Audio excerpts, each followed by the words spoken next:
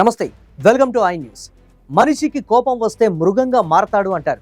క్షణికావేశంలో తీసుకునే నిర్ణయాలు జీవితాలనే నాశనం చేస్తాయి. కానీ ఆ కోపం ఓ ఉన్నత విద్యావంతుణ్ణి, ఓ ప్రజాప్రతినిధిని నరరూప రాక్షసుడిగా మార్చింది. కట్టుకున్న భార్యను కిరాతకంగా కాల్చి చంపి ఆధారాలు లేకుండా చేసేందుకు ఆమె శవాన్ని రెస్టారెంట్ తందూరులో కాల్చేసిన ఓ నేత కథ ఇది. ఢిల్లీ రాజకీయాల్లో ఓ వెలుగు వెలుగుతున్న ఆ నాయకుడు ఒకే ఒక్క ఫోన్ కాల్తో ఎందుకంత కిరాతకుడిగా మారాడు? దేశ రాజధాని నడిబొడ్డున ఓ రెస్టారెంట్లో జరిగిన ఆ ఘోర కలి వెనుక ఉన్నటువంటి అసలు కథ ఏంటి? దేశవ్యాప్తంగా సంచలనం సృష్టించిన తందూరు మర్డర్ కేసు పూర్తి వివరాలు ఈ క్రైమ్ స్టోరీలో చూద్దాం. అది 1995వ సంవత్సరం. Sushil Sharma Congress party youth leader, నైనా సాహ్ని కాంగ్రెస్ పార్టీ కార్యకర్త. వీరిద్దరూ భార్యాభర్తలు. కానీ ఈ విషయం బయట ప్రపంచానికి తెలియదు. తన పెళ్లి విషయాన్ని సుశీల్ రహస్యంగా ఉంచడం నైనాకు నచ్చేది కాదు. దీనికి తోడు సుశీల్ ప్రవర్తనపై కూడా ఆమె విసిగిపోయింది. ఇదే సమయంలో నైనా తన క్లాస్మేట్ మధ్లూబ్ కరీంతో సన్నిహితంగా ఉండేది. ఈ విషయం సుశీల్కు తీవ్ర అనుమానాన్ని రేకెత్తించింది. అతను ప్రతిరోజు ఇంటికి వచ్చాక ఫోన్లో రీడయల్ బటన్ నొక్కి ఆమె ఎవరితో మాట్లాడుతుందో చెక్ చేసేవాడు. జూలై 2, 1995 ఆ రాత్రి నైనా ఇంట్లో మద్యం సేవిస్తూ ఫోన్లో మాట్లాడుతోంది. సరిగ్గా అదే సమయానికి సుశీల్ ఇంటికి వచ్చాడు. భర్తను చూసి ఆమె వెంటనే కాల్ కట్ చేసింది. ఎవరితో మాట్లాడుతున్నావని అడిగితే రాంగ్ నెంబర్ అని చెప్పి కిచెన్లోకి వెళ్ళిపోయింది. ఆమె సమాధానంతో సుశీల్లో అనుమానం పెరిగిపోయింది. వెంటనే ఫోన్ తీసుకుని రీడయల్ బటన్ నొక్కాడు.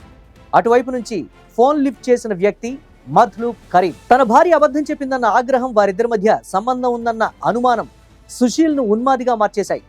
ఇద్దరి మధ్య వాగ్వాదం పెరిగింది. పట్టరాని కోపంతో తన దగ్గర ఉన్న లైసెన్స్డ్ గన్ తీసి నైనాపై 3 రౌండ్లు కాల్పులు జరిపాడు.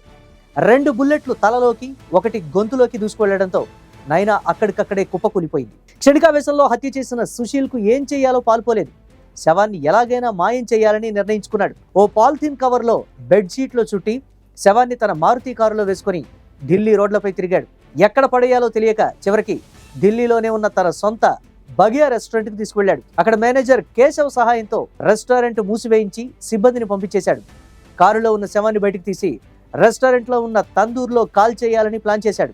శవాన్ని తందూరులో పెట్టి కాల్చడం మొదలుపెట్టారు. కానీ అది సరిగ్గా కాలకపోవడంతో 4 వెన్న ముద్దలు తెప్పించి శవంపై వేశాడు. దీంతో మంటలు భారీగా ఎగిసిపడ్డాయి.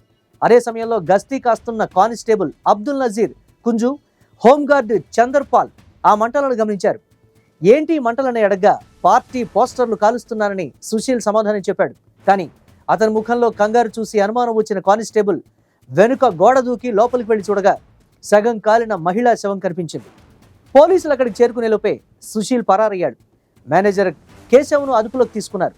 మరుసటి రోజు పేపర్లో వచ్చిన వార్త చూసి మధ్లూబ్ కరీం పోలీసుల వద్దకు వచ్చి శవంపై ఉన్న ఉంగరం ఆధారంగా అది నైనా సాహ్నిదే అని గుర్తించాడు. పోస్ట్ మార్టంలో ఆమెను కాల్చి చంపారని తేలింది. వారం రోజుల తర్వాత బెంగళూరులో తలదాచుకున్న సుశీల్ శర్మను పోలీసులు అరెస్టు చేశారు.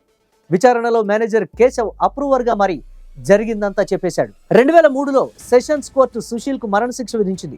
హైకోర్టు కూడా దానిని ఖరారు చేసింది. కానీ 2013లో సుప్రీంకోర్టు ఇది క్షణికావేశంలో జరిగిన హత్య తప్ప ప్రణాళిక ప్రకారం జరిగింది కాదని పేర్కొంటూ మరణశిక్షను జీవిత ఖైదుగా మార్చింది. శిక్షాకాలం పూర్తి చేసుకున్న సుశీల్ శర్మ ఇప్పుడు విడుదలై పేరు మార్చుకొని అజ్ఞాతంలో జీవిస్తున్నాడు. క్షణికావేశంలో ఓ ఎమ్మెల్యే జీవితాన్ని ఎలా నాశనం చేసిందో చెప్పడానికి ఈ కేసే ఓ ఉదాహరణ.